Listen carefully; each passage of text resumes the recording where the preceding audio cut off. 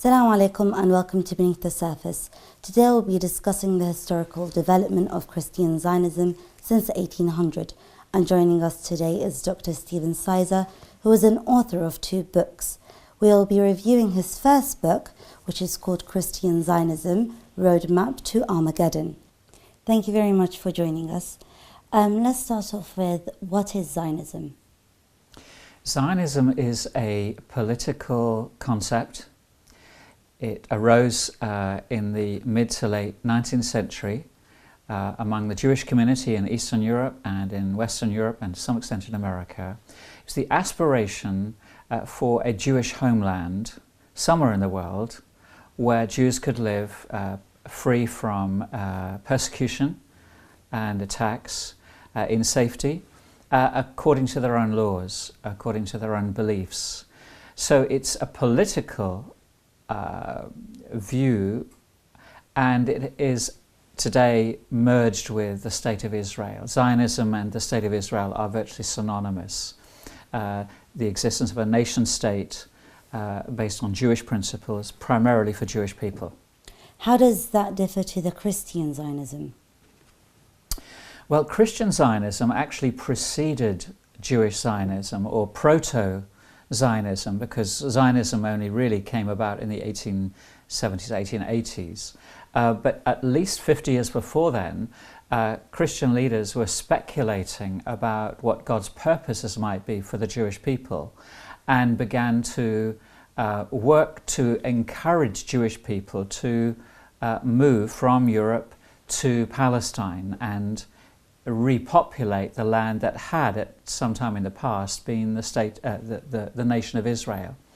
So Christian Zionism preceded Jewish Zionism and actually undergirded the Zionist campaign or movement through leading politicians, through Christian leaders, convinced that it was God's will that Christians supported the Jews back to the land in the belief that they would become a Christian nation, that they would become part of the church, the Jewish church, if you like, in the land God had given them through Abraham.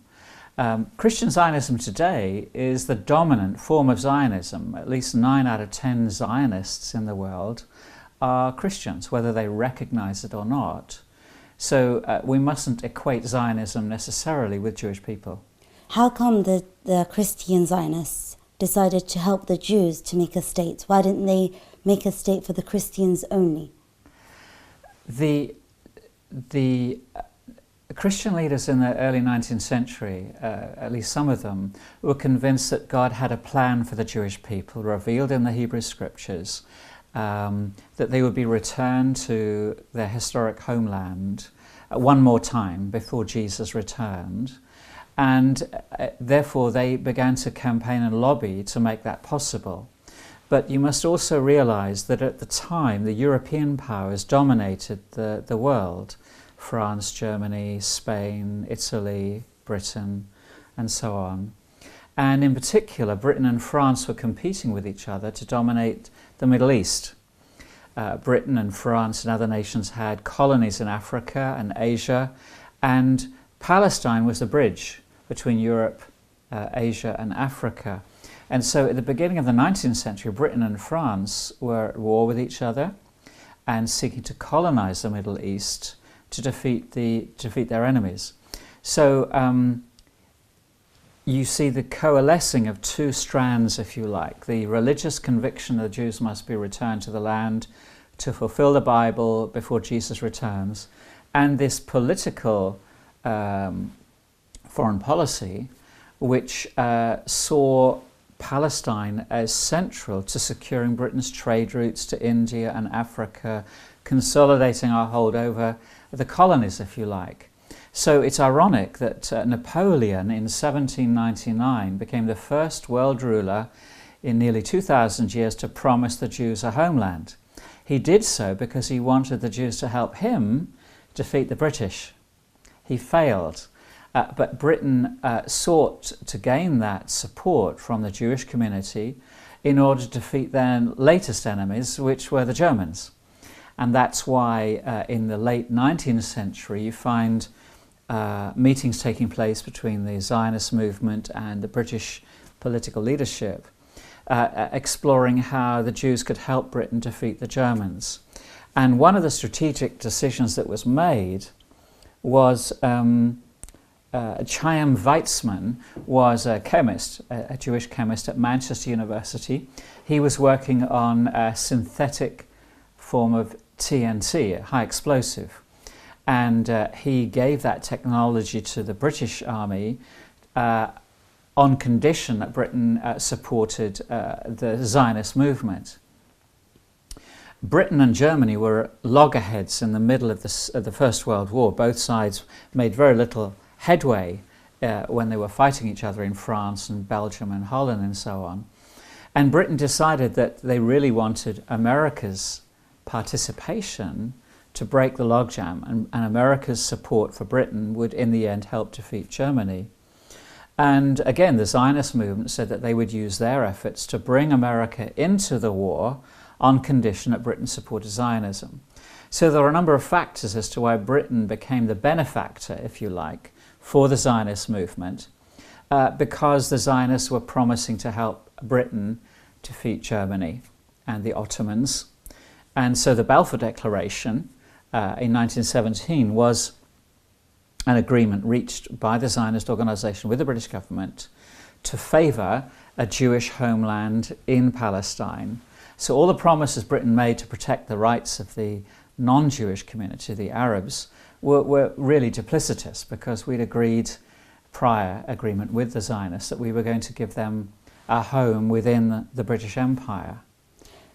On that point, did the British government actually consider the lives of the people in Palestine before promising the Zionists the state? Well, it is complex, because Britain was depending upon the Arab armies to help defeat the Ottomans. And therefore we were working with the Arabs, helping to train their armies and working with them. So we had certain obligations to the Saud family, for example, the Saudis, the Hashemites, and others, because we needed their armies to help defeat the Ottomans. But we needed the Zionists' financial support and their technology, certainly in terms of weaponry, to help defeat them too. Britain, or at least Lord Balfour, admitted in a number of letters and correspondence with Jewish leaders that Britain had no intention of consulting the wishes of the 700,000 Arabs who inhabited Palestine. And so we were quite honest, at least with our Jewish friends, that the wishes of the 95% of the population really were of no significance, because we'd made that decision to help plant a Jewish presence in Palestine in order to win the support of the Zionists against the Germans. The Germans were doing the same thing. The Zionists were exploring with Germany as to whether Germany would give them a better deal than the British. And that's why we got in first with the Balfour Declaration. If they were to get with Germany, the Zionists, that's a bit like hypocritical, in the sense that Germany would be helping the Jews to make a state when they're actually against the Jews to begin with. The animosity toward the Jewish community has been prevalent in European society for hundreds of years. Anti-Semitism and the pogroms were common in Eastern Europe and in Russia. I mean, xenophobia, hatred of foreigners, is something you find endemic in Eastern Europe, certainly in Russia, in the 19th century. The Jews were corralled into what's called a pale, a settlement, an area where they were allowed to live. There were ghettos in Eastern Europe long before Hitler came to power. But it's tantalizing to consider that had Germany defeated Britain, or had Germany done a deal with the Zionists, then the Holocaust would never have happened.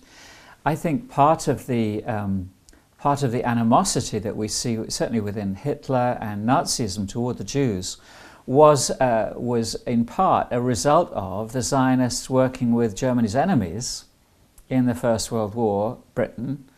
But certainly at the beginning of the 19th century, I don't think that anti-Semitism within Germany was as prevalent as it became in the 1930s and 1940s.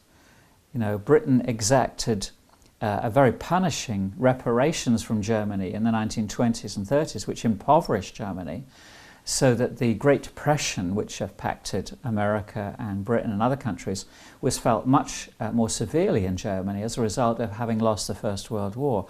And so that rise of extremism and animosity toward the Jewish people, in part, was as a result of the First World War.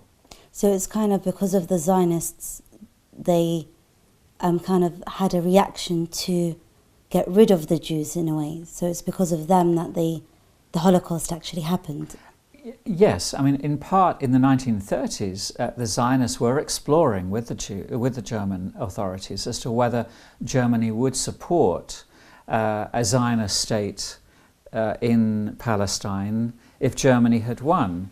And even at the beginning of the Second World War, it's not clear that Hitler's agenda was the liquidation of the Jewish people. That came about during the Second World War. But initially, some of the Zionist leaders were exploring with the German leadership as to whether it would be possible for Germans to leave, Jews to leave Germany and Eastern Europe and travel and move to Palestine. Well, that's kind of like the whole Holocaust is a way it's a reason, let's say, or also like it's a justification to why the Jews had to leave. And to go to Palestine, that's kind of like a political thing in the sense of them having their own state. So my only thing is, why is it that the Jews were actually hated before? Why did anti-Semitism actually rise? Well, the rise of the Nazi movement and the German Reich was linked to the belief that they were a pure race, the Aryan race, that they were superior physiologically, intellectually. Hitler boasted that the Reich would last 1,000 years. So the animosity was not simply directed at Jews, it was directed at the Romani community, the Gypsies, to other ethnic groups that they deemed inferior to the Aryan race. So the rise of anti-Semitism in particular, targeting Jewish people, was partly as a result of this elevation of their race as if their race was superior. It was also true that that certain communities like the Gypsies, the Romanis and the Jews and others had historically survived by remaining discreet, both in the clothing they wore, in their religious observances and their diet. So the Jews who were targeted particularly were those who were obviously different. Many Jews had assimilated. They had become German citizens. They wore clothes that other German citizens would wear. Their lifestyle, some of them supposedly converted to Christianity because for economic or political reasons it was considered more appropriate to do that. I believe that the family of Karl Marx, for example, were Jewish and converted to Christianity because his father felt that they would advance more, financially they would do better if they subscribed to the dominant religious community in Germany at the time. So what's the importance, the significance of Christian Zionism? Well, Christian Zionism has become a dominant form of Christianity in the United States. It explains why America is so pro-Zionist, why US politicians almost, there is a monopoly on Middle Eastern foreign policy. It coincides with Israeli foreign policies, almost identical. And this can be traced back to the rise of Christian Zionism in the 19th century, but particularly in the mid to late 20th century, where again, with the founding of the State of Israel in 1948, the conquest of the Arab forces in 67 in 6 days, the capture of Jerusalem, Christian leaders were speculating that this was the Bible coming true, and the belief that this is the last generation, that Jesus is coming back in our lifetime.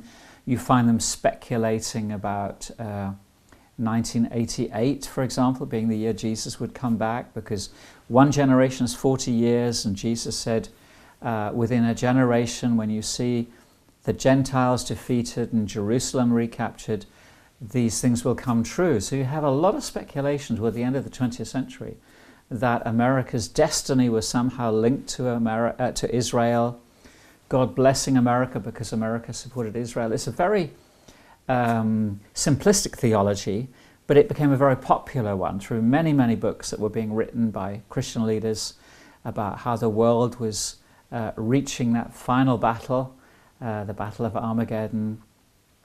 Communism was the enemy in the 40s and 50s and 60s, but as communism declined, Islam was seen as the enemy. And you find individuals identified with the Antichrist. Gorbachev, for example, the Soviet leader, was considered the Antichrist because he had a birthmark on his forehead. And the book of Revelation talks about a mark of the beast on the forehead, 666. So, Gorbachev was the Antichrist. Well, he obviously wasn't. Then it became Saddam Hussein because he was reviving the Empire of Babylon, the only nation ever to defeat Israel. And, he was the new Nebuchadnezzar. Well, clearly, Saddam Hussein was not the Antichrist. And so who takes his place? Well, Osama bin Laden. And then when Osama bin Laden is captured, it becomes Ahmadinejad. He becomes the new Hitler figure. So you have this perpetuation of speculation, and it really caught the imagination of the Christian public in America. With the point of Jesus Christ coming back, his reappearance, what's the narrations of that? In the Christian faith, what do the Christians believe? Well, the Bible does emphasize that Jesus will return bodily, physically. Everyone will see him. He will come to judge the living and the dead. The dead will be raised. So it's a very important doctrine, and it's a clear conviction and a motivation to live each day as if it were the last day, and to pray and to seek to be holy and watchful and mindful of your behavior, your actions, the implications, and to encourage people to believe in Jesus and to look for his return. That's normative. That's mainstream, non-controversial, mainstream teaching. Where it's gone astray within Christian Zionism is their belief as to what must happen before Jesus comes back. And that's where they looked into the Bible and pulled verses out and developed a whole, what we call an eschatology, a theology of the future, that involved the return of the Jews to the land, the founding of the State of Israel, the capture of Jerusalem from the Gentiles, the rebuilding of the Jewish temple, and a very destructive war, an apocalyptic war called Armageddon, with America siding with Israel against the Chinese and the Africans and the European powers, and a final battle in the valley of Jezreel, which is the plain between Haifa and the Dead Sea, between the Sea of Galilee and the Jordan Valley. There's a very broad area of land between Galilee and what we would call the occupied territories, the West Bank. And the belief there'd be a literal battle there with armies. This kind of speculation is a complete distraction. It takes our focus off being faithful to what Jesus has called us to do. It takes our eyes off the return of Jesus, and it takes our focus onto the newspapers, because every story in the newspaper is being fit into this. Pessimistic views of what's happening in Syria, for example, the conflict in Syria or Lebanon or in Iraq. People are turning to the Bible saying, well, how does this fit in? So it generates speculation, it distracts people from responsibilities, and it takes our eyes off the calling to be ambassadors of reconciliation, to be peacemakers, to in a sense, engineer the end times rather than allow Almighty God to decide when Jesus comes back. So there's a lot of speculation about when Jesus comes back. Jesus said nobody knows. We must be ready every day for his return, but not speculating, will it be this month or will it be next month or what's got to happen first. So the Christian Zionists weren't actually looking at the whole message of Jesus, in the sense that they, instead of them building themselves and developing themselves as people that would be ready for Jesus, instead they were thinking of just a way for him to return.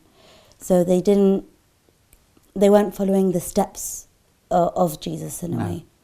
No, Jesus emphasized a lifestyle of humility, poverty, of holiness, and with an emphasis on caring for the widows, the orphans, the poor, the marginalized, the refugees, seeking to win over our enemies by peaceful means, by forgiveness, by seeking justice, but not using violence or conflict or treating people partially or discriminating against people because of their age, their gender, their ethnicity, their religion. Jesus emphasized that we should love unconditionally, that we should care for those in need, and that we demonstrate our love of God by the way that we care for others. What many Christian Zionists have done is fused a very politicized theology with it's called health and wealth, a prosperity gospel. The idea that God is blessing me materially because I'm doing certain things, because I am supporting the Jewish people, because I'm supporting Israel. So you'll find, tragically, in some churches in America, they will fly an Israeli flag next to the American flag because they believe that they are doing God's will by defending and supporting a political system, Zionism. But then, sorry to interrupt, but with that, as every religion, even if, let's say, the Christian Zionists, peace is the main thing, being peaceful and not being violent. Seeing the Israelis, the Zionists, hurting others, even I imagine there are many stories also where the Christian Palestinians have also been affected. It's not just the Muslim Palestinians. No. So for them to see that they're hurting, that don't they realize that this is happening? They do realize. They either turn a blind eye or they justify it in the sense that they would go to some of the stories in the Hebrew Scriptures, the story of Joshua, for example, where Joshua was commanded to expel other nations from the land, for example. They would use those kinds of paradigms to justify what Israel is doing today. They would see the Palestinians as the enemies of God's people, as the people who are standing in the way of fulfilling God's will. So they would justify the ethnic cleansing of Palestinians, that they must move somewhere else because God gave the land from the river of Egypt to the Euphrates, the Nile to the Euphrates, to the Jewish people. Well, we have big problems with that today, but that's the undergirding it. So tragically, you'll find some churches in America and Europe supporting the settlement program, defending the settlers who are expelling Palestinians, who are taking their land, because they believe that they are building Israel. They're building the kingdom of Israel. It's the same rationale, the same logic that was used tragically to justify slavery. Many Christian leaders justified slavery because they argued that the blacks were an inferior race, that they were the children of Ham, or they were the children of those races that were subjugated by God's people. The indigenous Indians in North America, many of the settlers were driven by religious conviction that they were the chosen people, and that the Indians were an inferior race, and that God had given them the land. So tragically, the Bible has been used to justify colonization, ethnic cleansing, the idea of racial superiority. It's appalling. The chosen people, where does that come from? What brought it into religion and into politics? Well, in the scriptures, the Hebrew scriptures, God identifies his people, those who acknowledge him, those who worship him, those who kept his laws, as his chosen people. And many of the Jewish people in the Hebrew scriptures were seeking to follow the one true God. Before Islam, before Christianity, if we had been living in Jericho, if we had been living in Jerusalem, and we had heard the prophets, we'd heard Abraham or Moses or Isaiah, and we had been convicted out of our polytheism, out of our animism, out of our whatever, worship of idols, and we'd repented and we'd recognized God had revealed himself through Abraham, Isaac, Ishmael, and so on, we would have become Jews, because the Jewish community was made up of all nations. It wasn't racial, it was on the basis of faith, and we would have been chosen, we would have been accepted within the people of God. So God's people, if we go from today back in history, back to Abraham, God's people before the coming of Jesus would have been made up of many races and dwelt in the Middle East. The problem was, within God's people were those who thought they were superior, who thought that faith was equated with race, not with inclusivity. So there were those who sought to keep God for themselves. So kind of made themselves as the upper class. Yes, and you see that in many cultures today. It's not just prevalent within the West, or I'm sure within Islam you will find certain ethnic groups that believe that their form of Islam is more superior than that of others. With the coming of Jesus, the message of Abraham and with Moses and the prophets is broadened out, because at the time the Jewish people believed that they were the chosen people, and that they had the law, they had the means to God, but they were not sharing the blessings of God's revelation with other nations.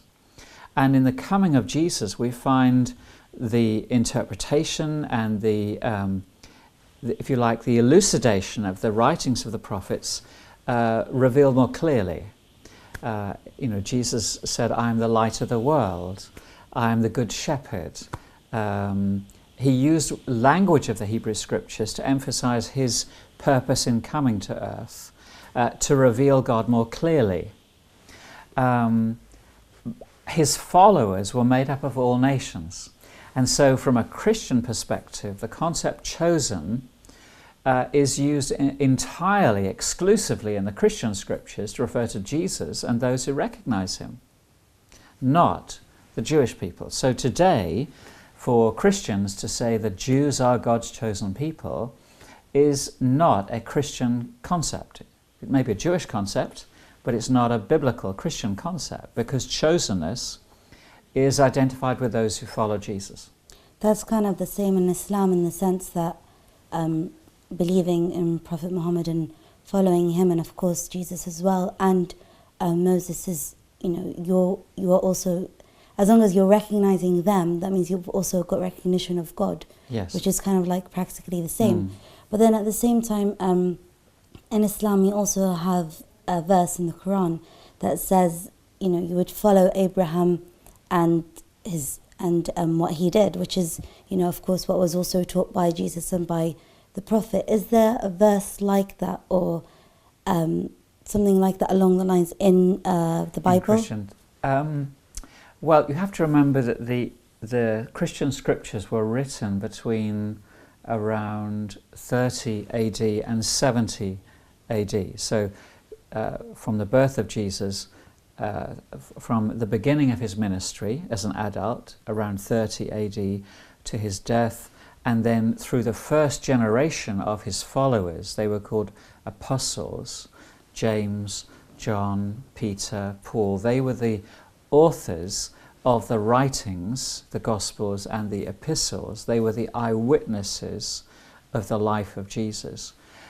So the New Testament, the Christian scriptures, were completed by AD 70, when Jerusalem was completely destroyed by the Romans. They wiped out, they killed most of the people living in Jerusalem, they destroyed the city, and the followers of Jesus, along with the Jewish people, were scattered throughout the Roman Empire.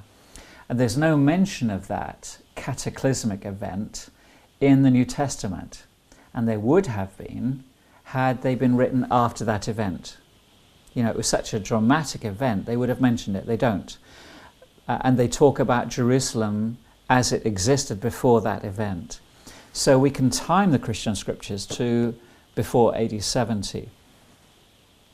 But there is much in the Christian scriptures about the authority of Jesus, and both the continuity with the prophets, with the teachings of Abraham, Moses and so on, but also the discontinuity between the way Judaism had taken that teaching into a kind of a cul-de-sac of racial purity, of a preoccupation with about 600 laws, things that you must do and not do on the Sabbath, what you must wear, what you must eat, and so on. There was a preoccupation with the detail and not the heart, because what matters is not the letter of the law, but your relationship with God and your faithful obedience of Him, your worship of Him, and using the brains He has given us to work out how we should do that, and not be living under guilt and fear and a very rigid hierarchy of religious leaders, which is what they had at the time, the Pharisees and the Sadducees, who, Jesus spoke about the way in which the religious leaders placed heavy burdens on the backs of people. You must do this, you must do this, you must do this, you must do this, and weighed them down. Jesus said, come unto me, all who are weary and heavy laden, and I will give you rest. Take my yoke upon you, kind of the yoke between the two oxen, and learn from me, follow me, for my burden is light. So Jesus came to liberate us from the bondage, if you like, the slavery to the way Judaism had interpreted the writings of the prophets and turned it into a legalistic system. Which is kind of what they're doing today, though. Like, not the Jews themselves, because that's I don't really know much about them, but the Israeli government itself, it's actually got all these rules and laws which has kind of taken over the whole of Israel and the Jewish community. And the thing is, there are many Jews that are against the Israeli government because they are not going by the Jewish teachings.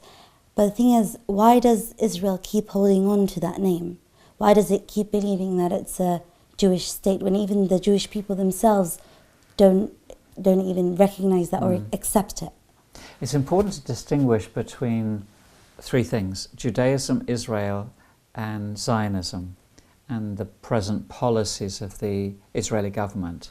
The three are not synonymous. Okay. Judaism is a faith, a religious tradition, and we respect that, and we have much in common with Judaism. And Jewish people who live out their faith we should respect, protect that right, Of course. and learn from them and share with them. You know, we have much to share with each other about our understandings of God's character, His purpose, and so on. So Judaism is very different from Israel. Israel is a state; it's recognized in the United Nations, and its citizens should be those who lived there before the state of Israel. You know, they owned the land, or those who were born in Israel, they become Israeli citizens. The problem is Zionism has denied those rights to the people who lived there before Israel was founded, and discriminates against non-Jews who live in Israel. So there are villages that are not recognized. They exist, but they're not on the maps. They don't have electricity or water. Because the Israelis want to get rid of them, but they were there in 48, they're still there today, but by denying them, you're inviting them to leave. Arab Israelis have many rights, but not the same rights as Israeli Jews. For example, many careers are only open to Israelis who've served in the army. Typically, Muslim and Christian Arabs don't serve in the Israeli army, therefore they can't enjoy certain careers that Israeli Jews can. 80% or more of the land of Israel is administered by the Jewish National Fund, and that land is exclusively for Jewish people, and therefore Arab Israelis can't own land in 80% of the state of Israel. But the government of Israel today is following a very racist agenda, a very self-centered agenda, which preferences Jews over non-Jews and denies basic fundamental rights to Arab Palestinians, Christian and Muslim, living in the occupied territories. Why? Because Israel wants the land without the people. You know, the myth was a land of no people for a people with no land. The reality was the land was heavily populated. So the only way to take the land is to depopulate it through ethnic cleansing. And they do that through home demolitions, through the revolving door of if you leave the land, you can't come back. If you go away to university in another country, it's difficult to get back. If you marry someone from another country, it's difficult to get your partner to come and live in Israel. If you marry an Arab from the West Bank, they cannot come and live in Israel. You can go and live with them. So the idea is to invite as many people as possible, force people off their land, until the point where Israel decides what its borders are, because Israel's never declared its borders. So the present government of Israel is very right-wing, xenophobic, and it's following an agenda where it wants to ethnically cleanse the land and then declare what its borders are. Israel's never declared its borders. What it doesn't want is a large number of Palestinians to be given Israeli citizenship. If tomorrow the state of Israel said, we recognize the Jordan Valley, the Jordan River, the Golan and the Sinai as our borders, and all of this land is now Israel, the Palestinians say, so we're Israeli citizens. And Israel says, no, you're not. So they are caught between wanting the land without the people, but they've got to deal with the people. So the occupied territories is held under military occupation, but it's not an occupation, it's a colonization. Yeah. So they're taking as much land as possible for the settlements, forcing the Palestinians into little ghettos, a bit like Swiss cheese, in the hope that they will be so frustrated, so discouraged, they'll give up and leave. But sorry to interrupt, but it's actually proven to be the opposite. Because if you look through history, more people today are proud to say they're Palestinian and stand up and, demonstrate and do so. For that to happen it's actually gone against what they thought would happen. Well, because they can't win. They can't win. time is against them.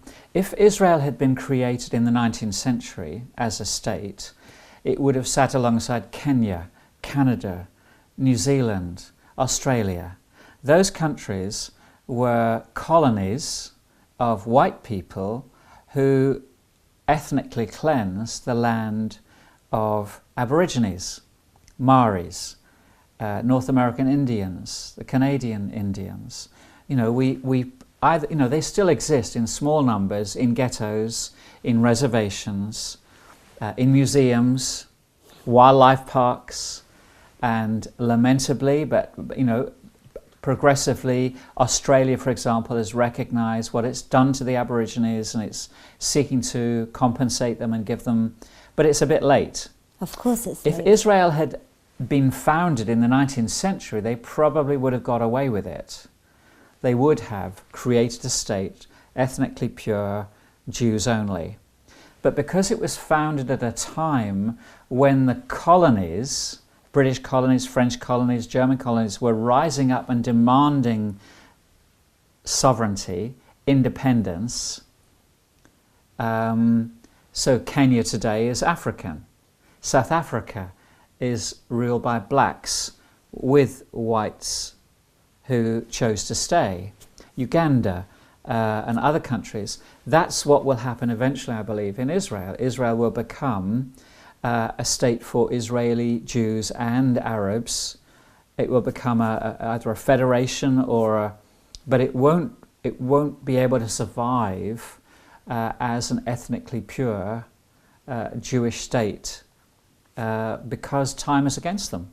We've seen this in British Parliament recently, recognising that the overwhelming majority of British politicians favour a Palestinian state. The question is, where is it going to be?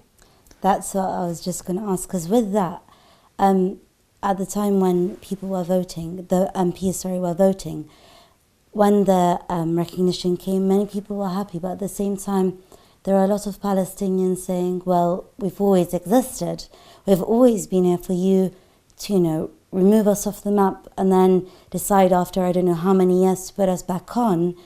That's just, insane in the sense that we've always been here. Yes. So, as you said, the question is, where is it going to be going? Okay, now they're recognised. What's the plan?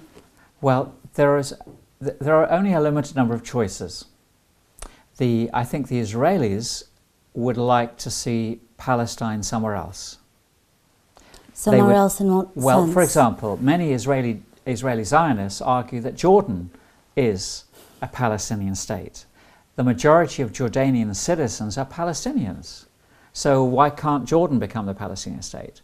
They've got Gaza.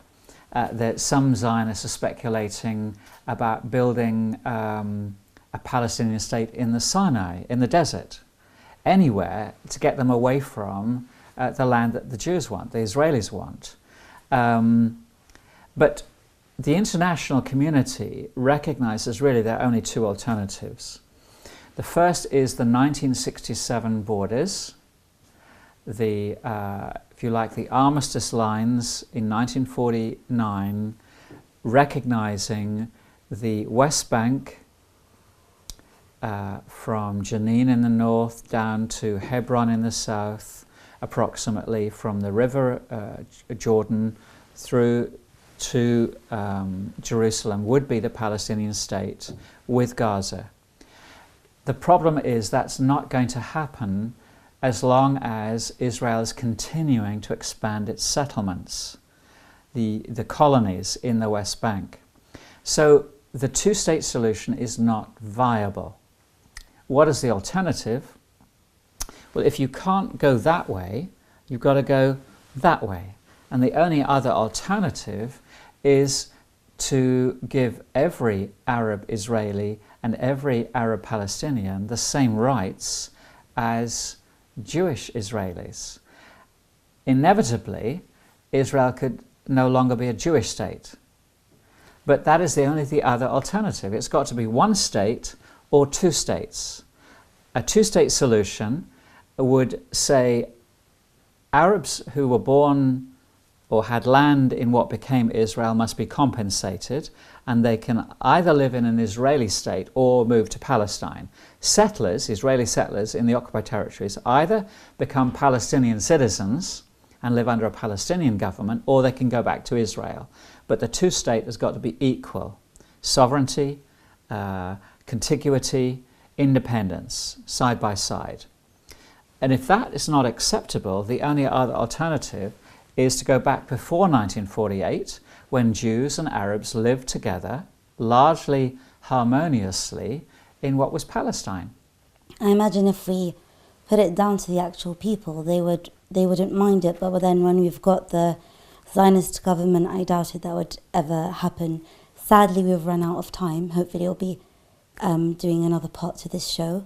Thank you very much for being with us, and thank you very much for watching Beneath the Surface. See you next time.